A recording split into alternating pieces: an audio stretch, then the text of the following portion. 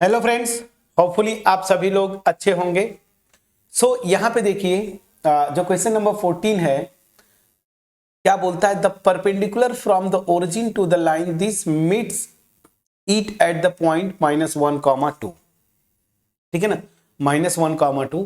Find the values of m and c। ठीक है, तो क्वेश्चन को अगर देखें, थोड़ा सा सोल्यूशन पे मैं आता हूं। मैं बोला ना, एक रफ स्केच खींचिए, नॉट एग्जैक्ट। अगर कोई मतलब it is not necessary that you are drawing the correct graph, just एक रफ स्केच, उससे आइडिया होता है। देखिए ये जो लाइन होगी y=mx+c, ठीक है, जो जिस पॉइंट पे ओरिजिन से परपेंडिकुलर ड्रॉप करते हैं ना, वो -1, 2 पे मिलता है, मतलब x पे निगेटिव कोऑर्डिनेट्स की तरफ। तो सीधी सी बात है, वो लाइन जो लेना पड़ेगा, मैं कुछ ऐसे लूं तो ज्यादा अच्छा है। ठीक है ना, ये मेरी लाइन है क्या, y=mx+c। Now they are saying that the perpendicular from the origin, origin से परपेंडिकुलर ड्रॉप किया, थोड़ा अच्छा नहीं बन पाया, कोई इशू नहीं है, मैं फिर से आ जाता हूं। चलिए, थोड़ा ठीक ठाक बन गया।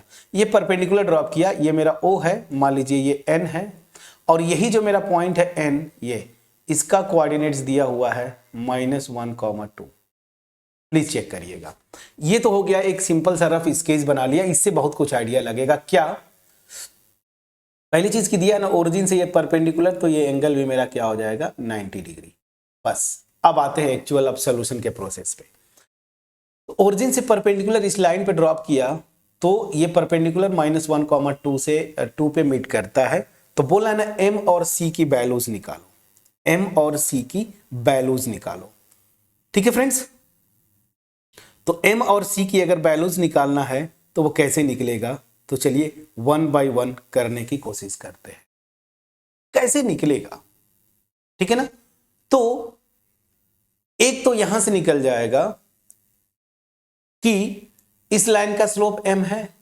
अगर मैं इस लाइन का स्लोप निकाल लूं ON 2 पॉइंट्स वाले फार्मूले से, तो ऑब्वियस सी बात है, चूंकि दोनों परपेंडिकुलर है, तो इसका स्लोप मल्टीप्लाइड बाय इसका स्लोप इक्वल टू -1, तो वहां से m की वैल्यू तो निकल जाएगी। तो अब मैं सीधे सीधे आता हूं, यहां से स्लोप ऑफ लाइन ON क्या हो जाएगा, इसको मैं लिख देता हूं M1।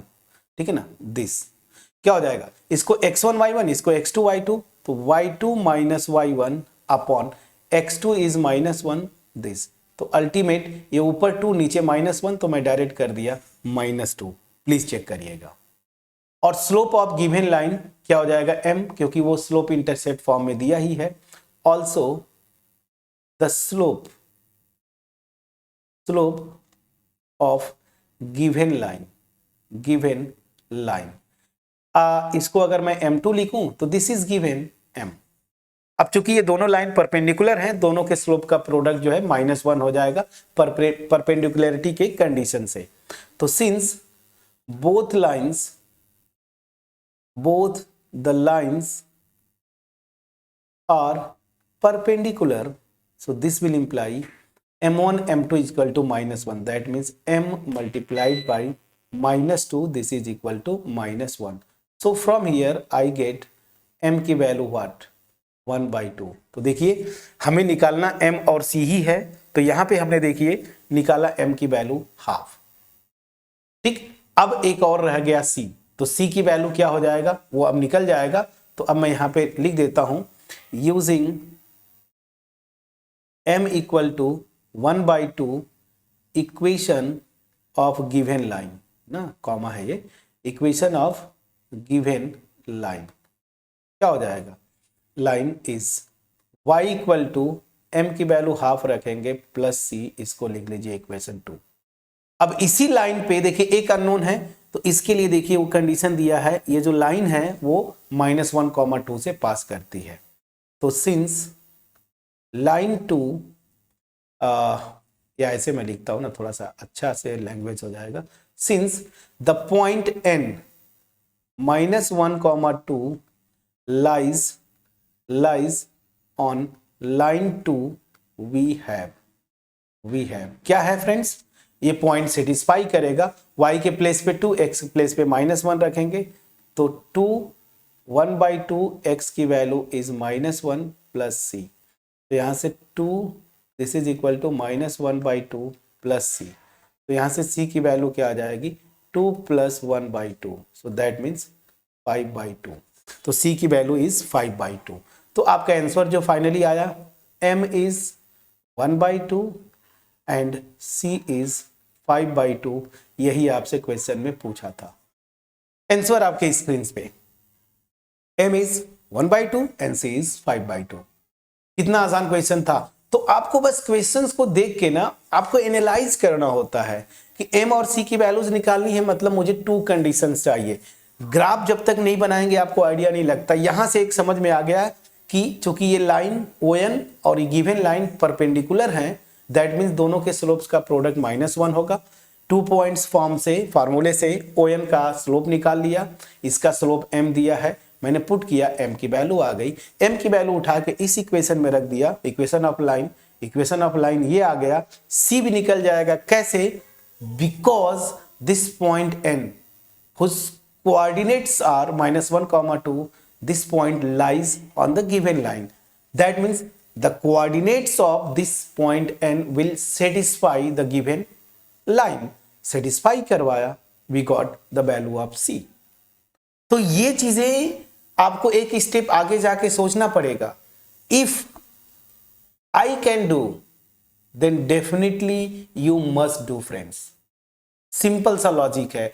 If a teacher can solve any problem then being a student definitely you must solve that particular problem, because you must be 2, 3, 4 times better than your teacher. That means you must be better than 4 times better than me. If I am your teacher, then you must have 4 times better than me. Why? Because I don't have to face any examination pressure. I don't have the time boundation. अगर आप कोई competitive exam देते हैं, like JEE main आप दे रहे हैं, आपके पास जो भी अलॉटेड टाइम है 3 आवर्स, कोई और एग्जाम दे रहे हैं 2 आवर्स, 3 आवर्स, जो भी है, सो दैट पर्टिकुलर 3 आवर्स में आपको जो भी है, फिजिक्स भी सॉल्व करना है, मैथ्स भी सॉल्व करना है, केमिस्ट्री भी सॉल्व करना है। टाइम का प्रेशर आपके पास है, वो मेरे पास नहीं है। आपका रैंक चाहिए, अच्छा रैंक चाहिए ताकि आपका एडमिशन हो पाए, वो प्रेशर मेरे पास नहीं है। मैं तो यहाँ आराम से सॉल्व किया फिर आपके सामने प्रेजेंट कर रहा हूँ। रैंक का प्रेशर मुझे नहीं है, ठीक है ना। सिलेक्शन होगा नहीं होगा उसका प्रेशर मुझे नहीं है। So that means you have to be 4 times better than your teacher. ये दिमाग में बिठा के आप करें, ठीक है ना।